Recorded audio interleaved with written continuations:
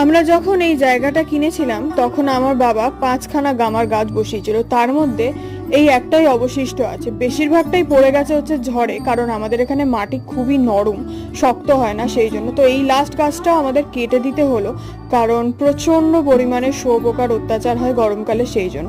কিছু করার নেই, কারণ পাশের জমিতে যারা থাকে তাদেরও অসুবিধা হয়। সো আমার মনটা খুব খারাপ লাগলেও কিছু তো করা যাবে না। আর এদিকে হচ্ছে আমি এখানে রান্না বান্না করে নিচ্ছিলাম, মলুকেও খাওয়ালাম একটু মুড়ি। দেন একটা পার্সেল এলো, পার্সেলটাও রিসিভ করলাম। অ্যান্ড এই কাগজ ফুল গাছটা দেখো এত সুন্দর হয়েছে, কি বলবো।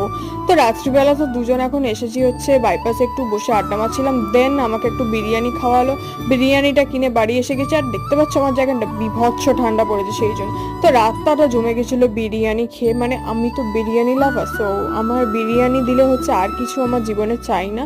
তো তোমাদের সাথে দেখা হচ্ছে নেক্সট মিনি ব্লগে, ততক্ষণ